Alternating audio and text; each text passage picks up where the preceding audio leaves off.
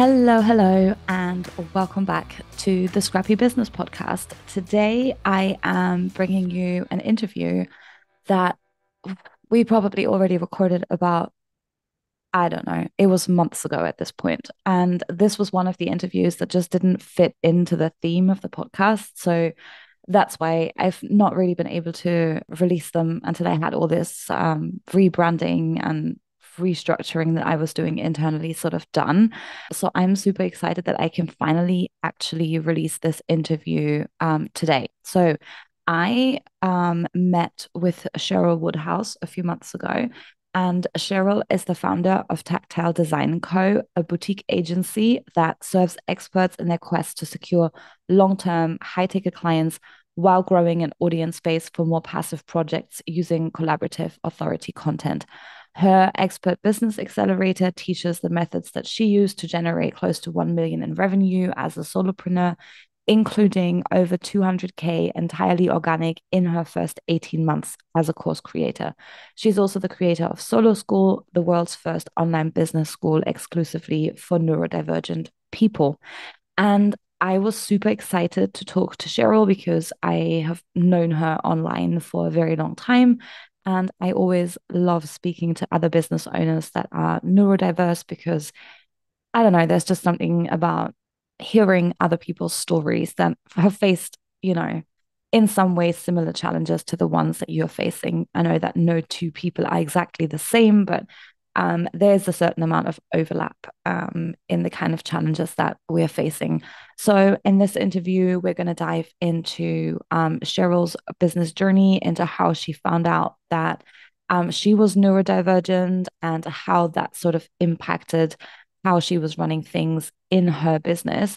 And then we're diving into what exactly anchor clients are and how you can get those for your business and how that's kind of changed everything for her. So it was a super interesting chat that we had. And yeah, I really hope you enjoy it. And with that, here is the interview.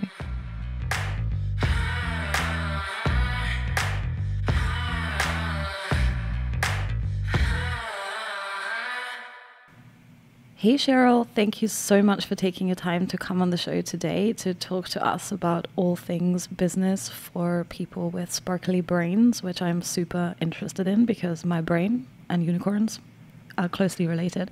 So thank you so much for taking the time and coming on the show.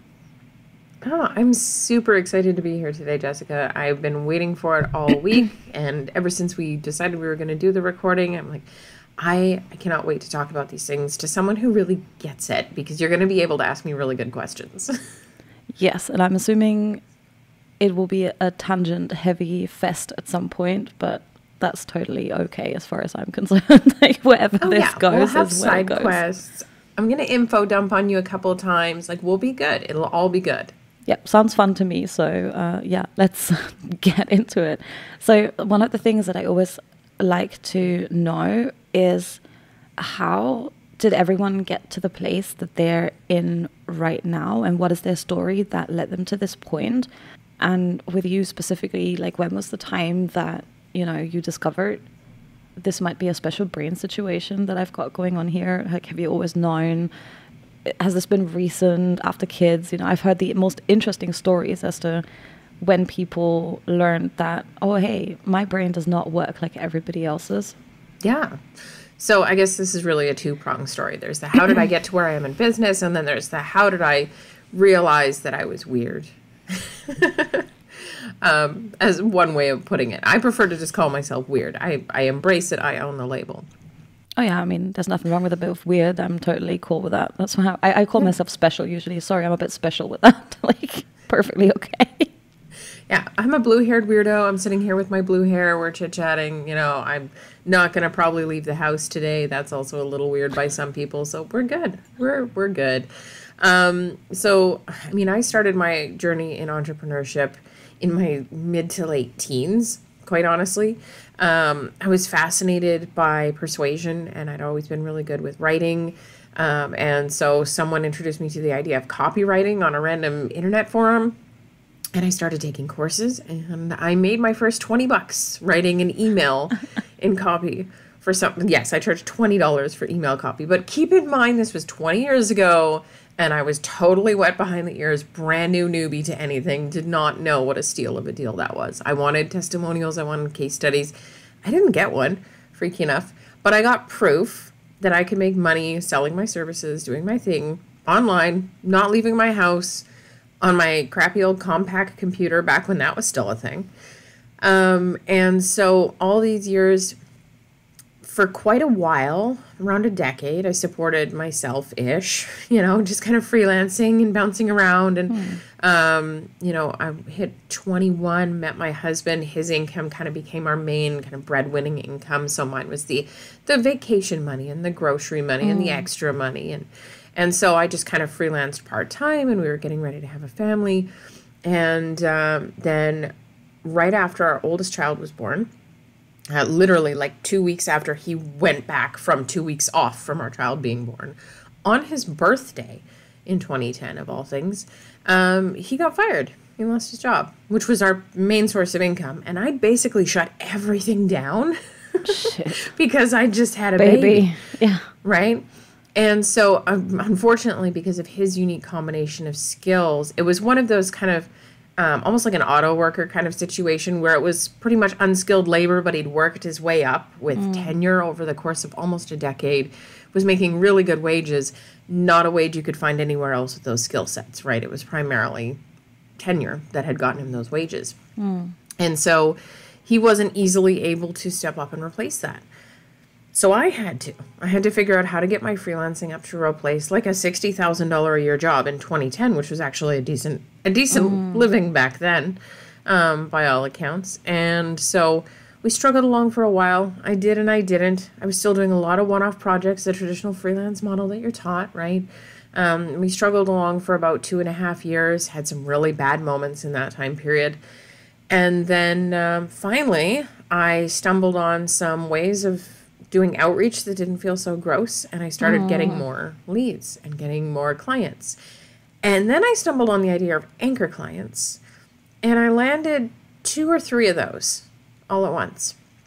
And in a 6-month span, I went from having made $200 in 2.5 months living with my in-laws to pulling in over $8,000 a month, technically having a 6-figure-a-year business, living in a gorgeous house up the hill from my in-laws in a nicer neighborhood. And it took 6 months to do that once I discovered what I could do with anchor clients and how I could do outreach in a way that really felt aligned for me. And so we started doing that. I spent about a decade doing that, built that business up well past 6 figures, had a team doing all the things. And then March of 2020 happened. Everyone had their bit of a crisis trying to figure out what to do next. Yeah, you could say so. And everyone was telling me, one-to-one work, done-for-you work, those sorts of things, that's the recipe for burnout. All of the course creators were marketing really heavily to me at that time. You got to create a course. That's the way to leverage. That's the way to scale. And I was like, well, what's next for me? I've achieved all of my goals. I'm supporting my family. Everything's good. But I want to keep doing something. And it was around this time we were actually exploring my husband's ADHD diagnosis. He'd done a questionnaire and he'd come out with a pretty, moderate to high score. I'd done the questionnaire just to see if it, told everyone it was ADHD. I got a way higher score than he did. I was like, this quiz is broken. Come on. Right? Yeah, exactly. You can see where this is leading. So 2020, December of 2020, I buy this course. I go all in on creating courses. That's going to be my next thing. I'm going to teach people the client attraction methods and the anchor clients and things like that. And so I went all in on that. I launched my beta in May of 2021, went and created my full-time version of that course in October of 2021. We've done over $230,000 in sales now since then, of the courses and programs and workshops related to that, using all the strategies that I teach inside of those containers. And everything's gone really great. It has not been the burnout free I was promised. It's actually been harder at a lot of points until I learned more lessons that I was not taught. But I think along the way is where I really started to kind of dissect and unpack, okay, why is this burning me out? Why is this harder? Why is this working, but I want to abandon it and go do something completely different for absolutely no reason whatsoever? And all of a sudden, I started to notice one of my clients in my beta group. I'll never forget her. She's amazing. I love her. She says that I changed her life, and it just makes me just absolute blush. But she has autism. And when she first came on the sales call, she doesn't know this, but when she came on the sales call and she told me she had autism, I was like, oh, is it even ethical for me to sell to this person? Like, I don't know enough about autism to possibly help her. But I said, we'll try. And if this doesn't work for you, like, I'll stand in integrity. I'll do what I can to fix things. And then I noticed another person come in who had ADHD. And then I noticed a bunch of people in my content just constantly mentioning ADHD and autism and ADHD. And like everyone who was following me was neurodivergent. I was like, why is this? What's going on? I asked somebody, they're like, we travel in packs, right? I love maybe that I saying. should, maybe I should like make something specifically for neurodivergent people. Let me look into like what it is that they need. Still thinking that I'm on the outside looking into this, right? And so I start looking in. I do like the Autism Magazine ADHD for Women quiz because I'm like, that'll give me some insights. Well, let's just say I passed the test with flying colors, right? It was like reading the story of my life. And so I'm like, no. And then I remembered the quiz I did with my husband. Then I found out that bipolar is, one, actually a neurodivergent diagnosis, which I had at 16. Two, it's also the most common misdiagnosis for ADHD and autism for women. Yep. And I started doing some math, and I took more quizzes, and I went and saw my doctor, and I went through all the rigmarole. And I don't know how I didn't know it before and how I was in such strong denial. But my business helped me realize my business is the thing. And the audience that I built and the community that I built around my work is the thing that taught me that I'm neurodivergent in the first place. Because I'd been diagnosed at like 16 years old as neurodivergent and had no idea what that meant. I just thought it meant I was sad sometimes and that I got hyper other times. But it never really added up to me because I couldn't do things even when I was happy, and I felt all over the place even when I was sad, right? Yeah. I feel like that's one of the most common ways that you actually figure this out, because it's not like anyone goes to the doctor and the doctor's like, oh, hey, by the way, have you ever considered to get checked here for this? It's quite stunning, though, when you then start looking back at things like your school reports or whatever you used to do. Particularly, I find it interesting for girls because they were like, all my school reports always used to say, oh, Jessica talks too much. Jessica could be doing way better if she just tried harder. If she spent more time listening to the teacher instead of staring out the window, then these results would be like way better. And all these things, like the endless losing of the homework booklets, or just being really present in class but having absolutely no idea what the heck the teacher said about homework. Sometimes I literally used to get up at 2 a.m. to do my homework and then go back to sleep for like 2 more hours, but I couldn't bring myself to doing the homework when I got home from school. I just couldn't physically start the homework. And it had never occurred to me that nobody else does this. It just seemed like, might sound weird to someone that's listening, but to me, this seemed perfectly reasonable. I mean, I would have slept for a few hours. I'm always better after I've had a good sleep. So this seems a good time. And then I can still get a little nap in and top it up, and I'll be all good. So I'll get through the next day. It's fine. But all these weird things I used to do when I think, okay, now I understand why maybe I had this weird approach to life. Never thought that might be an underlying issue. Yeah. Yeah. Well, like I had major problems in elementary school, but they were all behavioral problems. I was disruptive. I was disorganized. I would do well on the test and I'd finish my homework in class. But if I took it home, it would either disappear or it would be ripped or it would be incomplete. Anything that I took home with me never actually managed to get done the way it was supposed to. I had problems, just not participating in what other kids were doing. I'd get distracted by what they were doing and want to involve myself in it, but apparently it wasn't for me, and the teachers would get upset about that. They had me in special counseling for a time. They had me in with the gifted kids. I was one of those twice exceptional kids, right? Because I was doing so well during class, they assumed I was just wicked smart. But no, I was just trying not to be wicked bored. And, all of these things. And it's all right there. It's all right there in my report cards. But in 1995 and 1997 and 1999, when they wrote those things on my report cards, they weren't diagnosing girls with hyperactive ADHD, let alone combined or inattentive type, right? And so I got missed as bipolar and behavioral and all of this other stuff. They were convinced it was my anxiety. They were convinced that, the rejection sensitivity, the thought that everyone hates me and the reactivity involved in that was depression.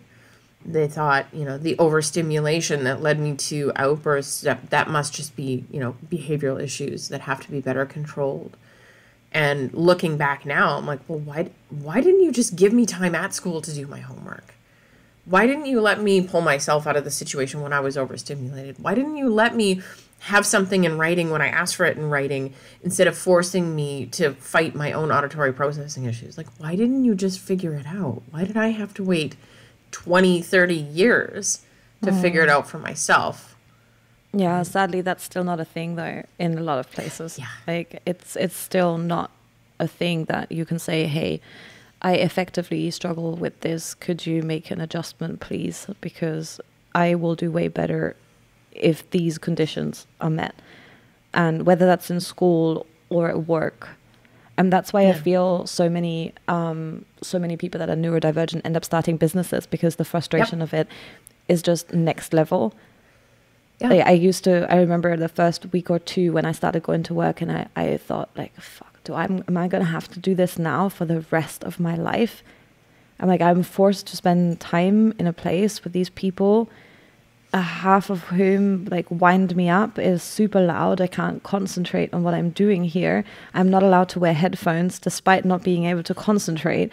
I'm not getting the work done. I'm ready to jump out the window at this point. This place winds me up. And I ended up just going and quitting every job after 2 weeks. I was like, right, I'm done. I'm so annoyed with this. I'm going to walk out. Screw getting any notice. I'm just going to take my bag and you won't see my face ever again. And so many things could be fixed if there wasn't stupid rules you can't wear headphones while you're working because you're supposed to be paying attention. I'm wearing them to pay attention. Yeah. You have to have the lighting on so you can see what you're doing. Actually, the lighting is lighting my brain on fire because it's fluorescent. So I'd really appreciate it if you could turn those off and I could just put a lamp on my desk, because then I can see what I'm doing, right? Or you can't stand because we need you to be seated. It's distracting to the other employees, blah, blah, blah. Well, then get me out of a cubicle and give me an office, or give me some way where that's not distracting. Give me higher walls, do something. Or that you can't sit because then customers don't think that you're paying enough attention to them. It's not a courteous way to greet people. Well, I'm sorry. The world does not, in fact, revolve around boomers. So, if they think that me sitting on a stool because I'm there for 8 hours a day is a sign of disrespect, then maybe I shouldn't be serving them anyway. Yeah, right? That's a big deal. And it seems like every day is something different, right? It's everything. It's the noise, the light, the temperature, the people and random things that just occur all day, every day. So I felt like for me, although now I have way more responsibility for the things that happen in my life, I like that responsibility, and I would rather have that responsibility anytime than to be forced to go somewhere every single day to do literally retarded things at times that nobody should even be doing them. And I would rather have that responsibility and be self-reliant and make that happen for myself than to get some money every single month from someone, but then have to put up with this long list of requirements that drive me absolutely crazy. And that's how you end up in this burnout state where everything in life is just too much. You can't even face opening the laptop. You can't even face reading another email. All those notifications start driving you crazy. The people around you that you love so much are driving you absolutely crazy with what they're doing because you just have no scope anymore to hold on any longer. That's what worries me so much. How many people get to this point where they think there's something seriously wrong with them, but all they really needed was to have their life adjusted a little bit. Yeah. And it's usually ridiculously small things, right? Like I've started doing this, you can't do it with jobs and you can't do it with school because most of the time they don't care. They don't give a fuck. But I've started doing this with companies that I'm a customer of. I started requesting accommodations. Like my power company no longer communicates with me by phone about anything. All of the communications from all of my utilities, all of my credit card company, like no one calls me. I have phoned all of them because that's the way to get a hold of them. And I've said, look, I have auditory processing difficulties. I have concentration issues. The phone calls are disruptive. They always come when I'm in meetings. You never get a hold of me anyway. I'm not going to answer. If you have something to communicate to me, please communicate it to me via email or snail mail in writing so that I can actually digest it and call you if it's necessary or write you back if that'll suffice. But I'm never going to answer your phone calls. It's 2023. Figure out a written form of communication, please. And all of them have done it. I don't get phone calls that actually need to answer anymore, with very rare exceptions. So the fact that my phone's been on silent for 5 years is no longer an issue. Yeah, my phone is permanently on silent. I always tell people, it's like, unless I know you very, very, very well, I am probably not going to answer the phone. So try not to call me if you could help it, because I will just stare at my phone ringing and wait for it to finish. I won't even have the courtesy to like hang up on you or anything. I'll just keep looking at it lying there and I'm like, oh, still ringing, still ringing. I could be holding the phone when you call.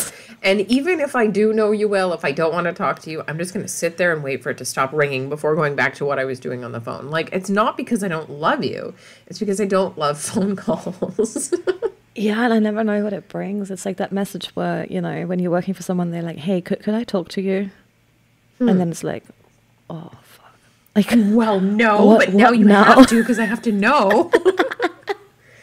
And then that sinking feeling of like, what happened? Did I forget something? Yeah. It sparks like this thing. And then I have to tell people, I was like, please, can you not start messages with, hey, I really need to talk to you about something important. Just say, hey, I'd really like to talk to you about project A and what we're going to do here next. It's like small things that make such a difference in your communication, because I know that you just want to talk about this project. It isn't anything else. My brain will get very creative of finding things you might want to talk to me about.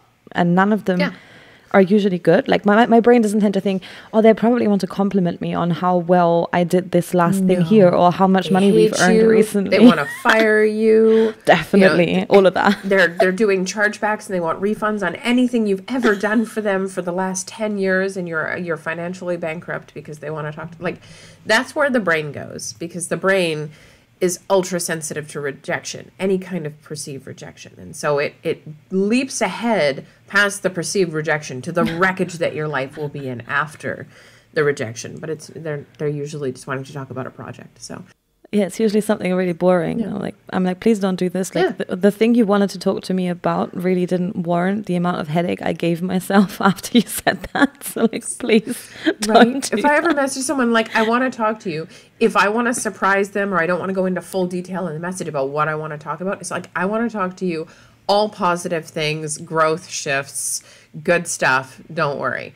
Right? I'll give that context because I know what it's like to be on the receiving end of, hey, we need to talk. That's never a good phrase to hear, right? We need to talk about what? Who died? Like, yeah, it must be absolutely something terrible. Yeah, exactly. Right. No, we don't need those kind of things. Yeah, definitely not. So I wanted to ask you about anchor clients. I saw you talk about that on Facebook. And I thought that that's a really good way to put it, because like we've had clients that have been with us for years and they're absolutely amazing and they absolutely make room for so many other things that we can do to help more people that potentially don't, have the funds to become a client at that level. And I had never heard anyone before actually call them anchor clients. So I would love to know more about what you think about that. Well, see, this was one of the kind of epiphanies or learnings that came out of switching to the course model, right? Because for me, like I had always done the high ticket long-term clients thing. And that's even what I called it when I first started out with teaching and mentorship and those sorts of things. I was like, oh, let's get high ticket long-term clients. High ticket long-term clients are good. But I didn't really understand the anchor clients part of it until I'd say probably a year-ish into, full-time coursework. So like November, October, December-ish, Q4 last year. And I was looking at my first 12 months as primarily focusing on the courses, not really doing anything with the agency anymore. All my agency work was kind of shut down by that point. And I was like, wow, this has actually been really fucking hard. This has been kind of a recipe for burnout. But I have more clients and I am charging them, a lot of them, higher ticket prices. So what's the shift? What's the deal? What's different from the agency model I was using before to this course model now that's causing the stress? Because there were lots of things that are different, but what's the thing that's actually causing the stress? And the thing that was causing the stress was the fact that I was primarily relying on like a lifetime access, this is my program, there's nothing else to buy from me kind of model, right? So I was constantly on this hamster wheel of finding new clients and refilling the pipeline every single month and starting from $0 every single month, right? And so I looked at that and I compared it to the way things were running when I had my agency. And like, there was a long time where I had 6 figures in monthly recurring revenue, just like as a baseline. If I got no other projects for that entire year, I just kept the ones I had, I'd do 6 figures. Easy. Like I could rest, I could go on vacation, bad things could happen and I could lean back a little bit if I needed to. Right? Life could happen. People could get sick, or I could just want to go away and take a retreat. I could go write my book. I could, do whatever. And all of that would still be there. That's the foundation that my business had been built on. And I didn't have that in this course business. So I started looking at it and I started trying to build a model of like, well, how does that kind of differ from the high ticket long-term clients that I had been talking about? And in reality, it doesn't differ that much. I used all the same steps to get anchor clients. The difference is just that anchor clients tend to be, they stick with you for years. They're not on a 6-month project contract. They're on a 6-month renewable project contract. And eventually it just goes to month and you stay together forever, right? Like some of my longer term anchor clients were 5, 6, 8 or more years that they were sticking with me and paying these what turned into retainer fees, but not before we tested each other first. And we were very specific on deliverables and everything like that. And I looked at that compared to the course model where I had one program I was selling for a mid-tier, mid-ticket price. And it was lifetime access, which everyone who was coming into it loved, but made it so I had to start over every single month with a whole new pipeline and all new leads and everything. And I shifted it. And I shifted it to be, okay, well, it's no longer lifetime access to the group. You'll get lifetime access to the learning materials. You can have those forever. I don't want to be that guy who takes everything away. But in terms of access to my time, considering how much I do for everyone that comes into here, there's a lot of done for you stuff included. Like that's not going to be lifetime access anymore. We're going to sell this in 12-month contracts. I'm going to partner with you and do as much for you as I possibly can in those 12 months. If you want to stick with, great. If you don't, that's also okay. But I needed to build a foundation of anchor clients within the course model as well. And so I worked on creating a membership. Now I have a neurodivergent business school. You can enroll full time. You can get all of my workshops, all of my past, present, and future teachings and trainings, past, present, and future teachings and trainings from other neurodivergent experts coming in there as well. It's a really cool spot. And then I have actually my high ticket long-term clients program has moved back under my agency, and I have anchor clients in that now. And I'm back at, 6 figures, monthly recurring revenue per year. I can't rest, but I can support people who need the support in the way that they need it. I don't have to worry about, okay, if this sale doesn't come in, I am royally screwed this month, right? Like I'm not having to start over. I have that foundation. I have that security. I have the ability to make long-term choices and decisions. And that has made a massive difference to my mindset and my ability to make those long-term decisions, which then has made a big difference in my business as well. Because the long-term decisions tend not to be as long-term as we think they are, right? Yes. The last company that I was working with, we would regularly at the beginning of the quarter make a quarterly plan. I think if we got 4 weeks into the quarterly plan, before the quarterly plan actually got effectively cancelled because we decided that whatever we'd planned to do wasn't going to take us in the direction we were going to go. I don't think we completed a single quarter where not basically 2 out of 3 of the goals that we had, both as the company and as individuals within the company, basically just got completely scrapped because sometimes, you know, things change, shit happens. Like nobody goes in January, oh, I think that by next month we'll all be locked in the house and we won't be able to go out anymore. And people won't be able to go on dates, and that really hurts our business because that's sort of the space that we're in. Like nobody thinks that. Yeah. And then changes happen to you personally, or something is way more draining than you thought it would be, and you just didn't see that coming because you haven't done it before. So I definitely agree that long-term plans, I don't really think they turn out to be very long-term, as good as ever. It's true with long-term mindsets too. Like one of the primary strategies I teach is around like outreach and networking, how to build relationships. Most of the really successful people that I talk to, and I spent a couple of months doing a few dozen interviews of successful freelancers, successful service providers, agency owners, all this stuff. I joked that I need a jar. Like I need a jar that I can put a coin in every time someone who's already successful tells me the majority of their clients come from word of mouth and referrals. Yep. They don't come from funnels. They're not coming from YouTube ads. They're coming from the people that you know and the relationships that you build.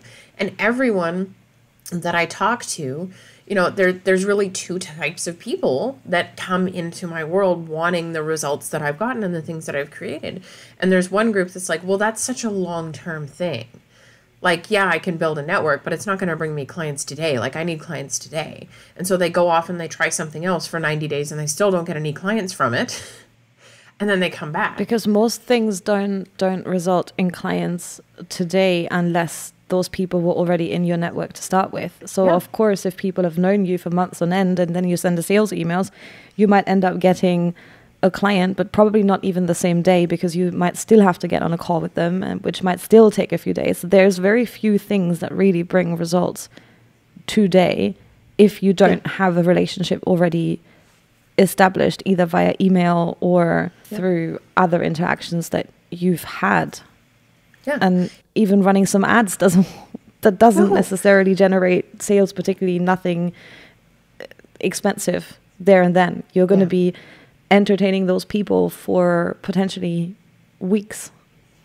Either way.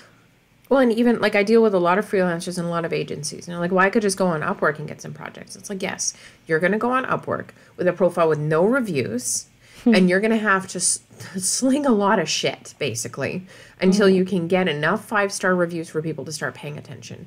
And you're going to have to put out a lot of proposals and pay for a lot of credits.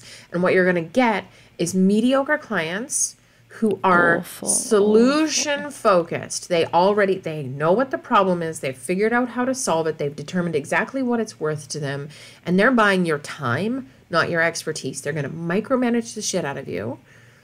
And for what? You've now spent 90 days on Upwork optimizing your profile and doing all this crap and getting these lame, cheap micromanaging projects because networking was going to take too long.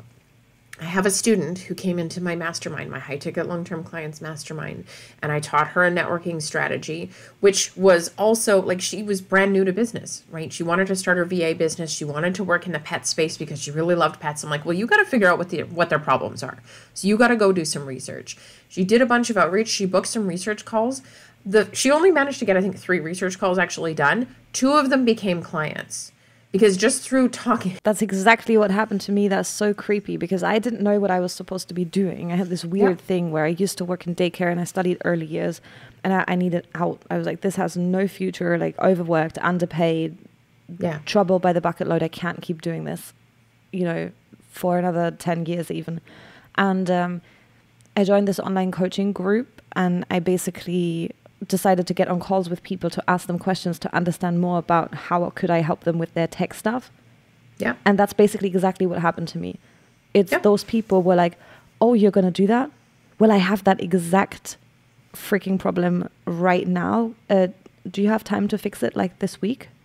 Yeah. And I'll pay you.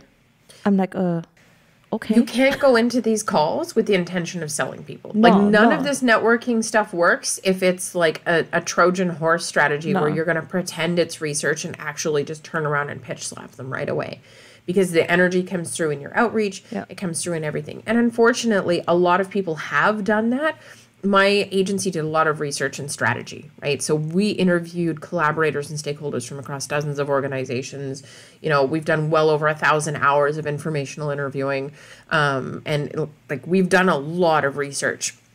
And it's harder and harder to get participants now, especially in the B2B and B2E space, because so many people used it as like a Trojan horse prospecting strategy, pretended to do research and turned it into a sales call that everybody suspects now that that's what you're doing, and they won't actually listen to you. So you have to find other ways. And now the research call, as valuable as that can be to insights for you, and also, you know, eventually some of them can turn into clients or referral sources or really cool connections. You usually have to find another way of kind of warming up and building some trust in that connection before doing a market research call. But there's dozens of ways to reach out to people, right?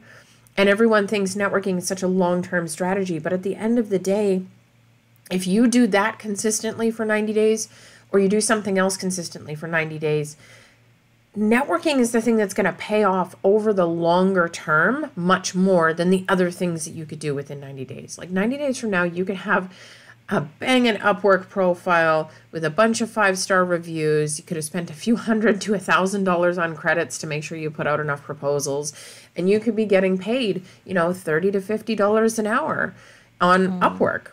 Those projects are out there.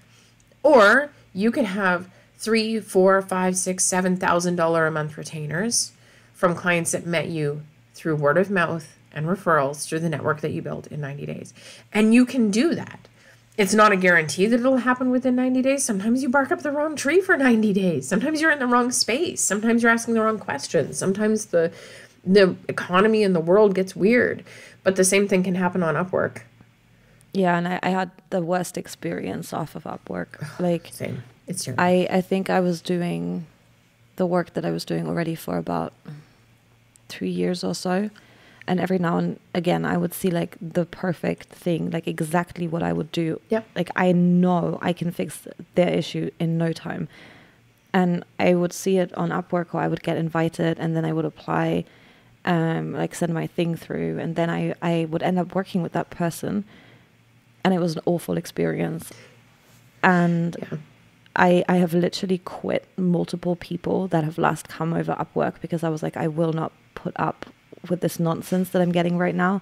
Like, I'm telling you, what you're trying to do is not technically possible. I know that because I've done it. Here is an alternative solution that does the same thing but doesn't use this exact tool stack because I can't do magic. But it will do the thing that you need it to do. Yeah. And then the shit show starts, and then at the end I'm just like, no, like I'm not going to put up with that. I'm just going to say sorry, but find some other person that's going to tell you the same thing again and listens to this nonsense, but I'm not going to do it. And yeah, at the end I feel like it was way more stress. And like you said, you know, if they're even paying $50 an hour to get someone that can actually solve the problem within like 2 days, that isn't worth the headache. Yeah. Well, and you really kind of hit the nail on the head, because like the one client I got from Upwork back when it was called Odesk that I actually kind of stuck with for a while, he turned into an anchor client. The man fired me 7 times. Every time he quit smoking, he would fire me. And then his wife would call me and be like, he's just quitting smoking again. It's fine. No, it's not fine. Fine for whom? Finally, the last time he did it, I'm like, it's not fine. You know what? Like, fuck off. I'm done. Like, have a nice time trying to find someone else to run your show. And yeah, it ended up not being the greatest situation. Learned a lot of really cool things, connected with some really cool people, but that was not the greatest experience for me. Obviously. And then you're always at the receiving end of like this person that's actually a complete nutcase, or that's asking things that is not humanly possible, for example, and paying you basically next to nothing for that. They then go and leave you a shitty review and trash your profile because you quit them. Yeah. Without, like, there's no context to this. And all of this building up that you did and all of this effort that you put in, you then have to go back and like beg the person to be like, hey, you know, do you mind to go edit that? What? Like, what system do we still have where the service provider that's actually doing the work, that has all of the records of, you know, what was asked and what was delivered and what was sent, that they're the people that are so harmed by whatever the people who've hired for the project decided to do? Yeah. It is like a super, even if you give that person a review, most people don't check that. It doesn't harm the client account by far as much as it harms the freelancer account. And that just seems totally out of balance. Like, it seems completely antiquated nowadays to still be running on that review star-based system. Yes. And like I said, like, you hit the nail on the head when you said, when you were doing these market research interviews, they were talking about the problem. They weren't talking about the solution. They had no idea what the fuck to do to solve the problem, right? You were doing the research and you said, I'm going to solve this problem. And they said, you're going to solve that problem? Well, I have that problem. Can you help me? And that's the difference between a good fit client and a micromanagey, budget conscious, like pain in the rear type of client, is that they just know that it hurts and they need someone to help them.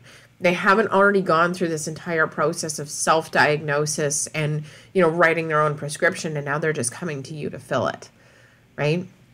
So they'll trust your expertise. They'll give you the bandwidth to figure out the actual problem. Oftentimes they end up higher ticket because you can actually help them more than they may originally think, right? Yep. Someone who comes to you for a blog post because they figured out that SEO is the way to get traffic to their site so they can drive more sales, and they give you a specific keyword to write on. That person is going to be a much smaller client and a much bigger pain in the ass than somebody who's like, hey, I hear you get more traffic to websites that converts. How can you help me? And you do the research. You figure out if content is a good fit for their niche. You figure out what type of content is a good fit for their niche. You do the keyword research so that you know those keywords will actually convert. Because no matter where you fall on that spectrum, you're going to be held responsible for whether that traffic converts or not, even if they pick the keywords. They can give you the biggest shit setup in the world that's not going to convert no matter what you do. And then they'll hold you accountable because that was your piece. You were supposed to make that bad plan work, and you didn't. Whereas if you get to make the plan, you're still held accountable to whether it works or not, but you have more control over whether it works or not. You never have ultimate control, but you have more control. And now, if they're an anchor client as well, you get that foundation in your business.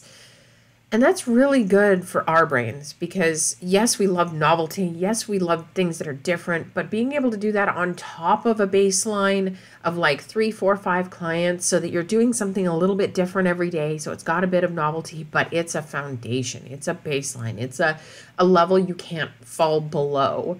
So you know your basic needs are taken care of. You are not in fight or flight mode constantly. Operating from that place of cortisol is not as helpful as operating from a place of dopamine, right? So when we have the cortisol, yes, that can motivate us. Starting over every month and getting new projects and operating out of fear can motivate us, but it burns us the fuck out. This is why people say that one-on-one work is a recipe for burnout, because they're using cortisol to drive their success. But if you can get some anchor clients and you can mix some novelty in, and then you can do it using collaborative content and relationships, and you can build a bit of an audience on top of it that might want to buy lower ticket things from you. Now you can get your dopamine from your business instead of your cortisol. And that's a different type of motivating, right? You can do fun and interesting and different things. You don't want to wake up at 3 a.m. because you're thinking you're having a panic attack of sorts. Like, that is not the way you want to be doing things. And it might be very motivating to get you out of bed in the mornings, but it is not long-term sustainable in any which way. And to be honest, it doesn't allow you to be creative in any way. It doesn't allow you to solve problems, because it's like you have a hamster in your brain that's just stuck on overthinking on what do I do now? What do I do now? What do I do now? I need results. Like I need them fast. Yes. And you can't create anything meaningful that helps someone else when all you're thinking is, how can I help myself? How can I help myself? I need to do something. I need to do something, because you can't be present for other people. You can't be there for them. You can't fix their problems. There's no scope. You can't zoom out at all, right? Like you're too in the problem and you're too attached to the results. I even find myself like, one of the things I teach people often is to stop adding shit to your proposals to justify your prices, right? So many people do that because they'll want this price, but they'll feel insecure. They feel like it's not bringing enough value. So they'll add in more labor, and that increase in labor may not increase the value for the client. It may actually make more work for the client, and it's making more work for you. But because there's more line items on the invoice, you feel like they're getting more for their money, and it helps you justify the price. But in doing that, in having that short-term vision, you're actually overcomplicating how to get results for the client. High-ticket clients, I said this earlier, high-ticket clients don't pay for hope. They pay for their goals. They want to buy money. They want to buy success. They want to buy the thing that they're driving towards.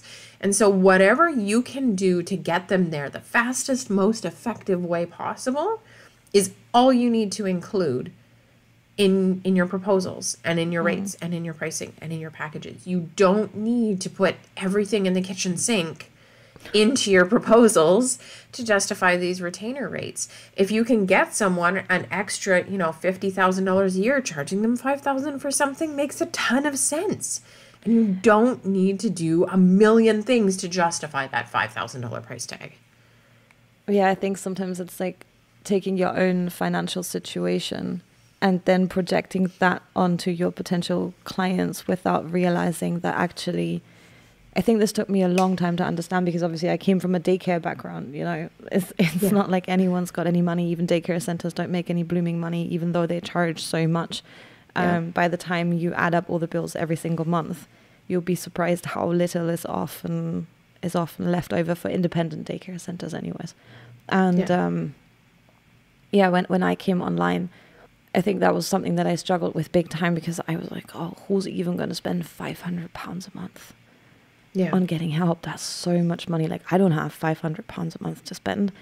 Yep. And then I didn't realize just how unreasonable me projecting my experience of life onto the people that I'm talking to is. And eventually I understood, and that must have taken me like a year, that it's just a numbers game, right? You're putting 1,000 in, they're getting 10,000 out. They're happy to put in 10,000 if they get out 100,000. It is just a pure maths game. If the thing that you're doing is effectively earning someone else way more money than they're spending on the work that you're doing, they're always happy to pay you, and they want to pay you for more. And if you find more ways to help them, they will pay you even more. You just need to say it.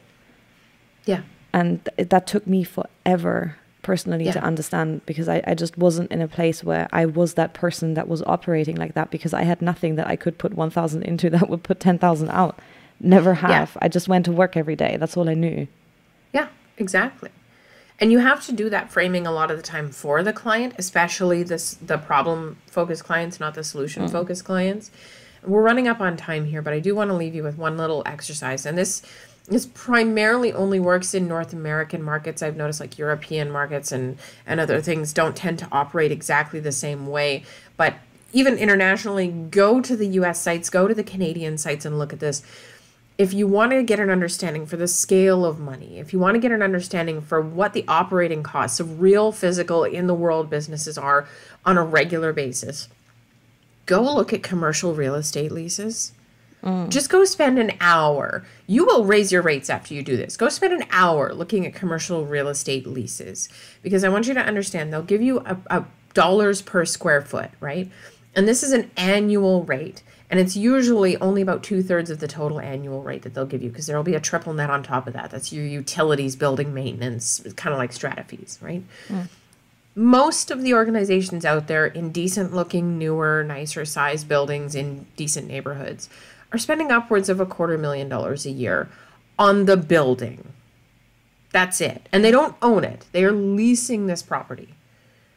So if you're telling me they can't spend $500 to help with something that'll make them more money, they're already spending $250,000 on other things. Like, It's ridiculous the scale of money that flows through businesses. And we really need to have a solid understanding of that to price ourselves appropriately. Because at the end of the day, you're right. The people who are spending $250,000 a year on a lease are probably not going to pay you $500 to help them, because they're not going to believe you can for $500. Yeah, that's true. Mm-hmm. If people want to learn more about you and learn more about your programs, where are they going to go? So if they want to learn more about, becoming an expert, getting anchor clients, building that kind of brand based on networking and all that fun stuff, agency is the best place to go. That's at GetTactile.com. Yes, I did the double T in the URL. Hate on me later for it. Just go there. There's resources and blogs. You'll love it. And then if you want to learn more about my business program specifically for neurodivergence, which is a lot more accessible, and I teach all sorts of things, everything from copywriting to Notion, all specifically for neurodivergent brains. Notion. Yes, Notion's amazing. That's all at soloschool.ca. There's free resources there for you as well. Lots of cool stuff that you can learn. And we hope you join us inside the community, because it's a really fun, cool place to come hang out and get support, whether you want to show up to a group call or drop an anonymous question without your name attached to it into a text box. There's every possible way a neurodivergent person could want or need support. I like that. No need for telephone calls. Yes. Exactly. We won't be answering your telephone. Yes, exactly. Okay. Well, thank you again so much for taking the time and sharing those tips and the lovely sparkly anecdotes to go with it. I love those ones the best. And I'll make sure to put all of the links in the show notes as always, so that everyone can go and find out more and get the resources that they need. Thank you. Sounds good. Thanks so much for having me.